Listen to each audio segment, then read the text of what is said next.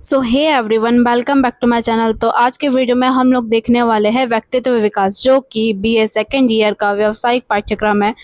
इसमें कुल 3 यूनिट्स है, जिसके बारे में मैं आपको सारे इम्पोर्टेंट क्वेश्चन बताने वाली हूँ। ये वीडियो हमारा बहुत ही लंबा होने वाला है, तो ध्यान से देखिएगा और सारे क्वेश्चन आराम से और इत्मीनान से पढ़िएगा, ताकि आपको परीक्षा में ज़्यादा प्रॉब्लम ना हो।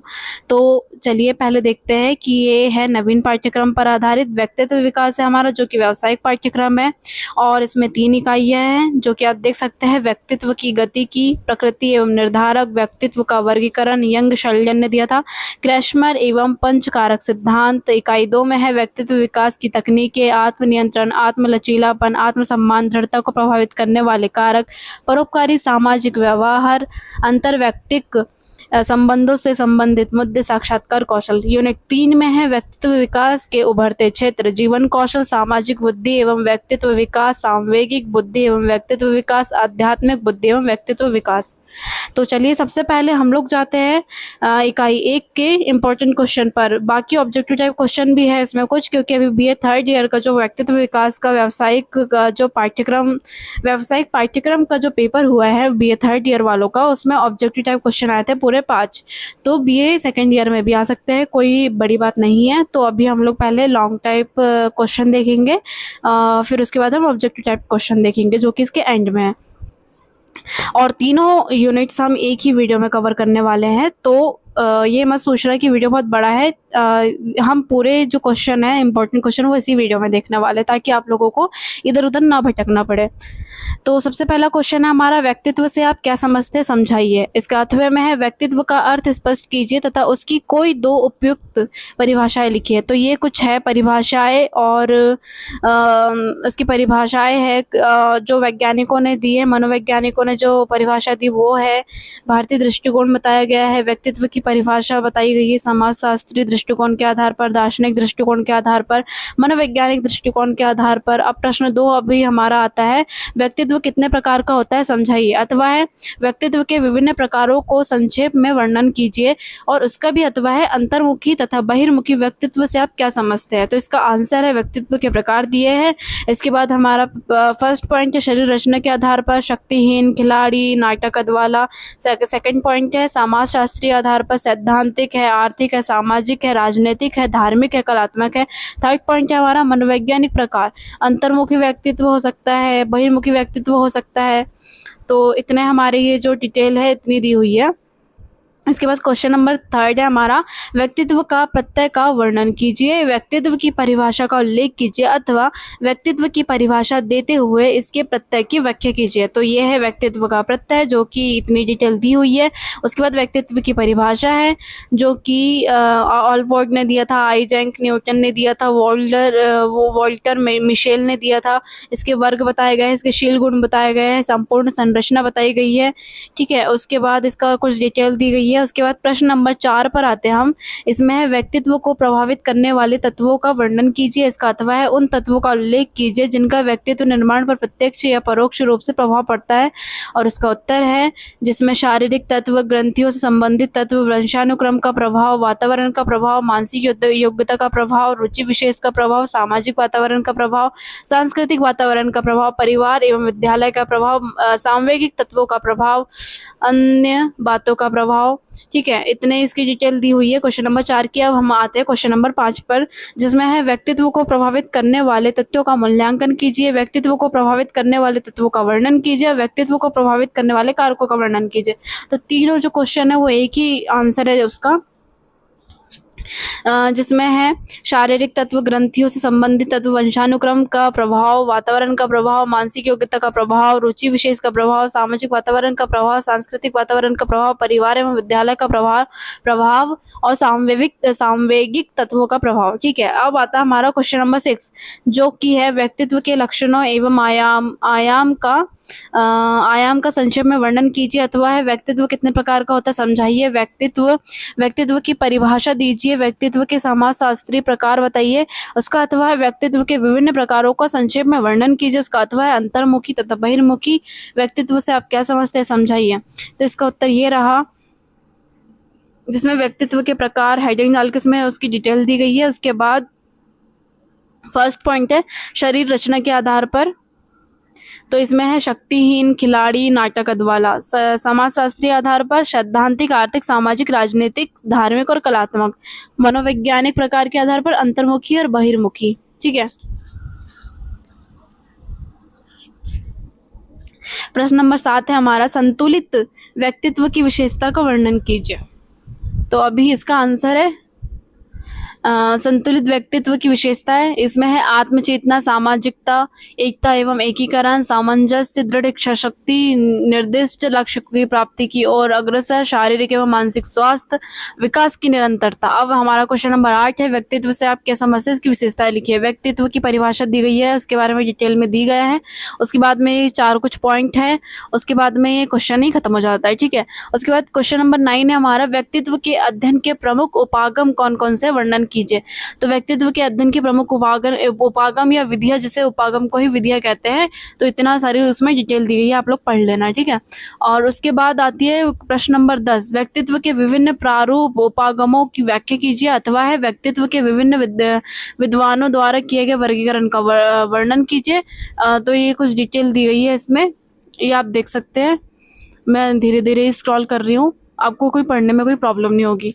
प्रश्न नंबर 11 हमारा, विशेषक उपागम सिद्धांत को संक्षेप में समझाइए। विशेषक उपागम की डिटेल दी गई है, उसके ऊपर उसके नीचे अ ब स करके कुछ पॉइंट दिए हुए हैं। अब आता है प्रश्न नंबर 12, जीवन इतिहास विधि तथा व्यवहार परीक्षण विधि का संक्षेप में वर्णन कीजिए, अथवा जीवन इतिहास विधि से क्या तात्पर्य है, इस विधि के दोष लिखिए।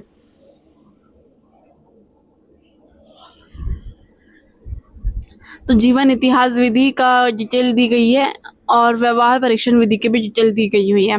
प्रश्न नंबर 13 हमारा, व्यक्तित्व विकास के अर्थ को समझाते हुए व्यक्तित्व के गुणों पर प्रकाश डालिए।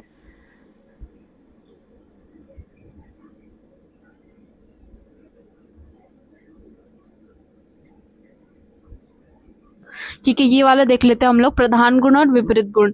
प्रसन्नचित, मिलनसार, और विपरीत गुण है उदासीन, झेपने वाला, बुद्धिमान, विश्वसनीय, मूर्ख, ओझा। ओझा ओझा ही बोलेंगे ना इसको। संवेगात्मक, स्थिरता, यथार्थवादी, असंवेगात्मक, अस्थिरता, पलायनवादी। अधिकार प्रिय, आत्मगौरवशील, आज्ञाकारी, आत्मगौरवहीन। शांत, सामाजिक, उद्विग्न, एकांत प्रिय। भावुक, कोमल हृदय, भावना शून्य, कठोर हृदय। शिष्ट, सौंदर्य प्रेमी, अशिष्ट, असत्य। उत्तरदायी, परिश्रमी, गैर जिम्मेदार, पर निर्भर। साहसी, चिंता रहित, उत्साहहीन, सतर्क। मैत्रीपूर्ण, विश्वास करने वाला, संदेहशील, शत्रुतापूर्ण। प्रश्न नंबर 11 है हमारा, आल्पोइट का विशेषक सिद्धांत क्या है, संक्षेप में वर्णन कीजिए। आल्पोइट का विशेषक सिद्धांत ये रहा इतना। अब हम आते हैं प्रश्न नंबर 15 पर, वो है हमारा, केटल के व्यक्तित्व कारक सिद्धांत को संक्षेप में समझाइए। प्रश्न नंबर 16 है, व्यक्तित्व के पंच कारक मॉडल क्या है, समझाइए। और प्रश्न नंबर 17 हमारा, व्यक्तित्व के पंच आयामी सिद्धांत का वर्णन कीजिए। प्रश्न नंबर 18 है हमारा, व्यक्तित्व के स्वरूप के संदर्भ में आइजेंक का क्या योगदान रहा है, स्पष्ट कीजिए। अब क्वेश्चन नंबर 19, आइजेंक के सिद्धांत को समझाइए। ठीक है।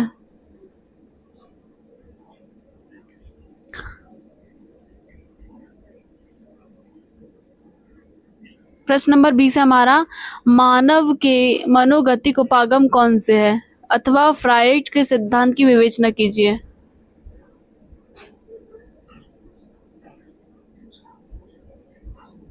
क्वेश्चन नंबर 21 है हमारा, फ्राइड के अनुसार अहम रक्षा युक्तियां कौन सी है, समझाइए। प्रश्न नंबर 22 है हमारा, व्यक्तित्व विकास की विभिन्न अवस्थाओं का वर्णन कीजिए। प्रश्न नंबर 23 है हमारा, फ्राइड के सिद्धांत की विवेचना करते हुए पश्च फ्राइडवादी उपागमों का वर्णन कीजिए। प्रश्न नंबर 24 है हमारा, प्रकार सिद्धांत के बारे में विस्तृत जानकारी लिखिए। प्रश्न नंबर 25 है हमारा, प्रकार सिद्धांत में मनोवैज्ञानिकों के विचार की विवेचना कीजिए। प्रश्न नंबर 26 है हमारा, हिप्पोक्रेट्स के व्यक्तित्व के सिद्धांत को समझाइए, अथवा रोस्टन तथा भायोला के अनुसार व्यक्तित्व के प्रकार का वर्णन कीजिए।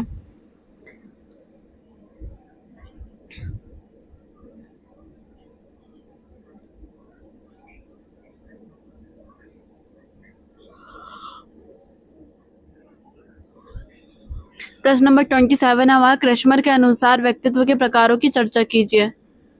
और प्रश्न नंबर 28 है हमारा, मनोवैज्ञानिक गुणों के आधार पर व्यक्तित्व के प्रकारों को स्पष्ट कीजिए। युंग के अनुसार व्यक्तित्व के कितने प्रकार होते हैं, लिखिए। अब क्वेश्चन नंबर 29 है हमारा, कार्ल जुंग के सिद्धांत को संक्षेप में समझाइए।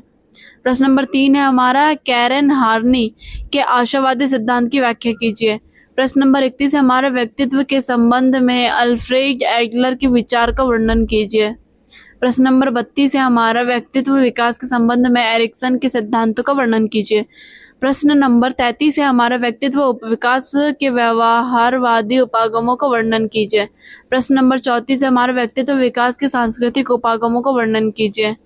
प्रश्न नंबर 35 है हमारा, व्यक्तित्व विकास के कार्ल रोजर्स द्वारा प्रतिपादित मानवतावादी सिद्धांत को विस्तार में समझाइए। प्रश्न नंबर, ठीक है, यहाँ तक हमारे 35 क्वेश्चन हुए यूनिट 1 के, ठीक है, जो कि बहुत इंपॉर्टेंट है और इसमें से ही आप पढ़ना है, इससे बाहर कहीं नहीं जाएगा। इतने डिटेल में हम पढ़ रहे हैं कि इससे बाहर कहीं नहीं जाएगा। तो चलिए पहले देखते हैं इकाई 2, व्यक्तित्व विकास की तकनीकें। तो मैं सिर्फ क्वेश्चन पढ़ रही हूँ, आप लोगों को आंसर खुद ही देखना है, क्योंकि मैं अगर पढ़ूंगी ना तो 3-4 घंटे लग जाएंगे। तो प्रश्न 1 है हमारा, बच्चों में स्वयं की अवधारणा के विकास की अवस्था आवश्यकता का वर्णन कीजिए, अथवा है आत्म क्या है, आत्म का विकास कैसे होता है। प्रश्न नंबर 2 है हमारा, आत्म एवं व्यक्तित्व के बारे में आप क्या जानते हैं, वर्णन कीजिए। प्रश्न नंबर 3 है हमारा, आत्मगत रूप से आत्म तथा वस्तुगत रूप में आत्म से क्या आशय है। प्रश्न नंबर 4 है हमारा, आत्म के प्रकारों का उल्लेख कीजिए। प्रश्न नंबर 5 कहाँ गया, हाँ ये। प्रश्न नंबर 5 है हमारा, आत्म के संज्ञानात्मक एवं व्यवहारात्मक पक्ष को संक्षेप में समझाइए। प्रश्न नंबर 6 हमारा, आत्म सम्मान से क्या आशय है, विस्तार में समझाइए। प्रश्न नंबर 7 है हमारा, आत्म सक्षमता से क्या तात्पर्य है, समझाइए। प्रश्न नंबर 8 है हमारा, आत्म नियमन से क्या आशय है, विस्तार से समझाइए। प्रश्न नंबर 9 है हमारा, संस्कृति एवं आत्म से क्या संबंध है, समझाइए। प्रश्न नंबर 10 है हमारा, स्वानुभूति के बारे में आप क्या समझते हैं, वर्णन कीजिए।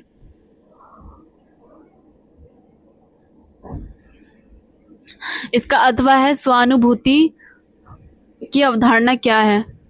प्रश्न नंबर 11 है हमारा, आत्म वर्णन से आप क्या समझते हैं, इसकी व्याख्या कीजिए।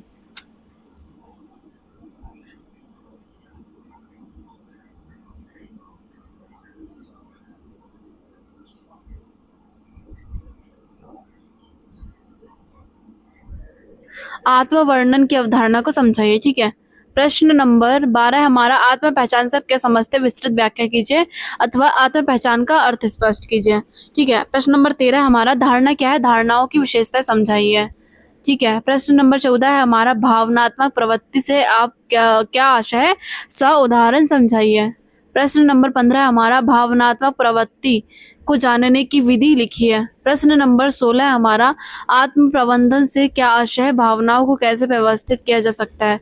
प्रश्न नंबर 17 है हमारा, स्व अवधारणा से आप क्या समझते हैं, और अथवा है भावात्मक बुद्धिमत्ता से को किस प्रकार विकसित किया जा सकता है।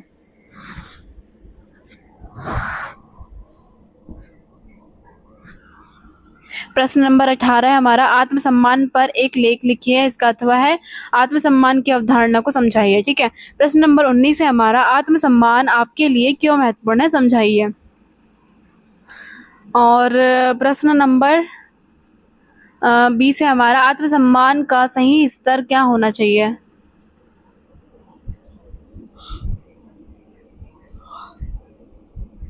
ठीक है, ये जो बॉक्स दिया है ना, उसमें बहुत सही दिया है कि अगर निम्न आत्मसम्मान होगा, मतलब आप में कॉन्फिडेंस कम होगा, तो आप में कम एनर्जी होगी तो आपके जो एम्स है वो भी छोटे होंगे, और छोटे होंगे तो आप कम प्रयास करोगे, कम लगन से भिड़े रहोगे, और वो अगर कम लगन रहेगी तो आप में असफलता मिलेगी।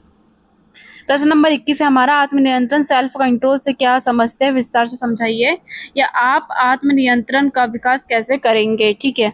प्रश्न नंबर 22 है हमारा, बालक के नैतिक विकास का क्या अर्थ है, नैतिक विकास के संदर्भ में जीन पियाजे के विचार पर प्रकाश डालिए, ठीक है। प्रश्न नंबर प्रश्न नंबर 23 है हमारा, रुचि से आप क्या समझते हैं? सीखने के लिए रुचि बनाए रखने के उपाय बताइए। प्रश्न नंबर 24 है हमारा, जन्मजात प्रेरक क्या है? जन्मजात प्रेरक से क्या तात्पर्य है? ये 2 जन्मजात प्रेरकों के नाम समझाइए।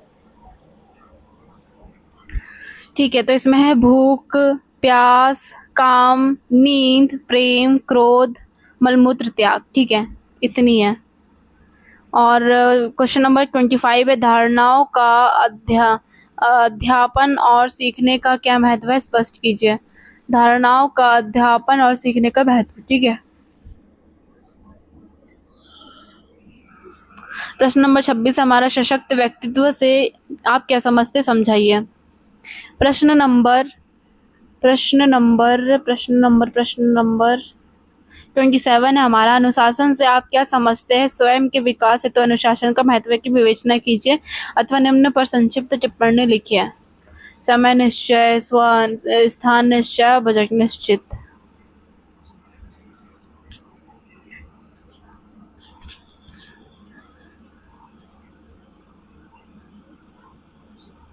प्रश्न नंबर 28 है हमारा, व्यक्तित्व के मूल्यांकन की आत्म प्रतिवेदन मापों की विधियों का वर्णन कीजिए। प्रश्न नंबर 29 है हमारा, व्यक्तित्व की माप की प्रक्षेपी तकनीकें कौन कौन सी है? वर्णन कीजिए। ठीक है। प्रश्न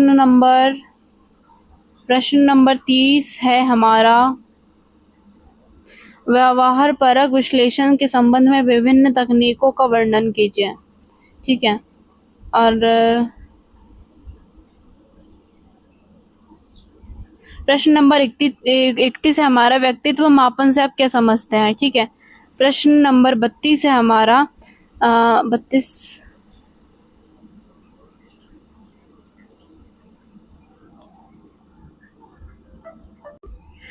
तो प्रश्न नंबर 33 हमारा, व्यक्तित्व मापन की प्रक्षेपण विधि क्या है? इसके अंतर्गत हम कौन कौन सी परीक्षाएं आयोजित करते हैं? प्रश्न नंबर 34 है हमारा, साक्षात्कार की परिभाषा दीजिए और सामाजिक सर्वेक्षण में उसकी सीमाओं का विवेचन कीजिए अथवा साक्षात्कार को परिभाषित कीजिए। सामाजिक अनुसंधान की प्रविधि के रूप में इसकी सीमाओं का विवेचन कीजिए। और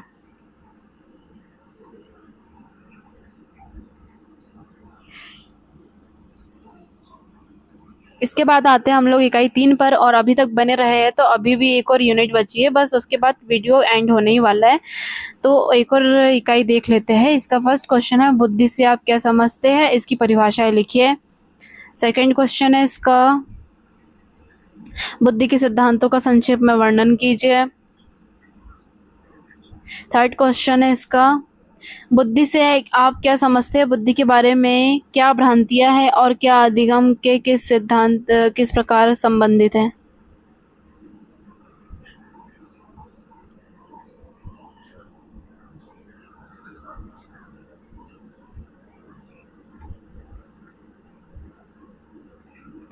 क्वेश्चन नंबर 4 है हमारा, बुद्धि लब्धि मतलब IQ, सामवेगिक गुणक मतलब EQ और आध्यात्मिक गुणक मतलब SQ से आप क्या समझते हैं?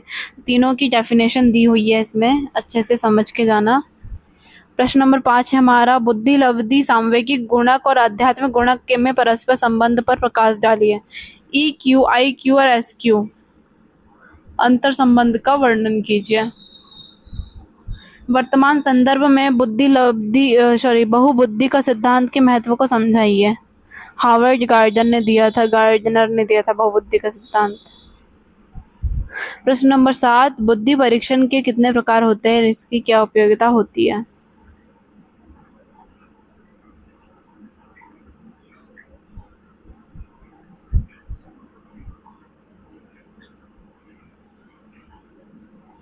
प्रश्न नंबर 8 है हमारा, बुद्धि परीक्षण के आधार पर छात्रों का वर्गीकरण किस प्रकार किया जा सकता है? संक्षेप में बताइए।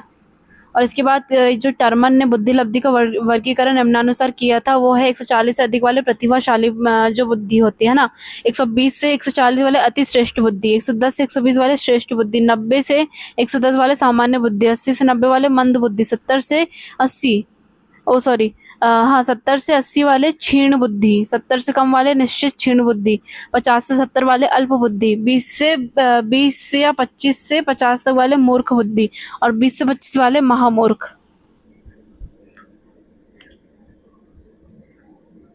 प्रश्न नंबर 9 है हमारा, व्यक्तिक एवं सामूहिक बुद्धि परीक्षणों का तुलनात्मक अध्ययन कीजिए। तो ये पूरा दिया हुआ है, आराम से पढ़िएगा।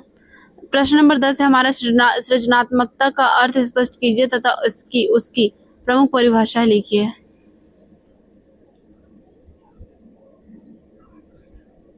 प्रश्न नंबर 11 हमारा, सृजनात्मकता का क्या महत्व है, समझाइए। अब इसके बाद ये लास्ट क्वेश्चन था, उसके बाद वस्तुनिष्ठ प्रश्न आ गए, जो कि आप देख लेना, मैं अभी स्क्रॉल कर दे रही हूँ। आंसर भी इसी में दिए हुए हैं, तो कोई टेंशन होगी नहीं कि ढूंढना है या बाद में देखना है, स्क्रॉल करना है, कुछ मिलटाना है। एक ही वीडियो में सारी चीज़ें मिल जाएगी, ठीक है। इसके हम लोगों ने तीनों यूनिट भी कंप्लीट कर लिया, इसके ऑब्जेक्टिव टाइप क्वेश्चन भी हम लोग कंप्लीट कर रहे हैं, यानी कि आपके पूरे पेपर की तैयारी सिर्फ एक वीडियो से हो रही है।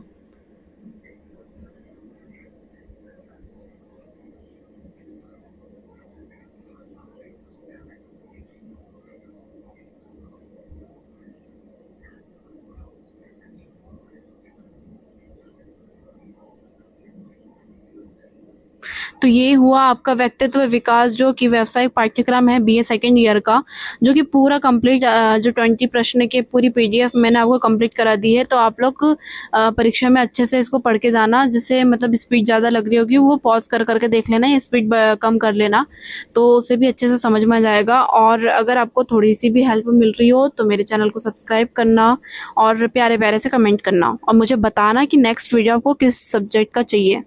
और मेरे पास जो 2020 अवेलेबल नहीं है, मैं उसका आपकी चैट में ही आंसर दे दूँगी कि नहीं मिल पाएगा।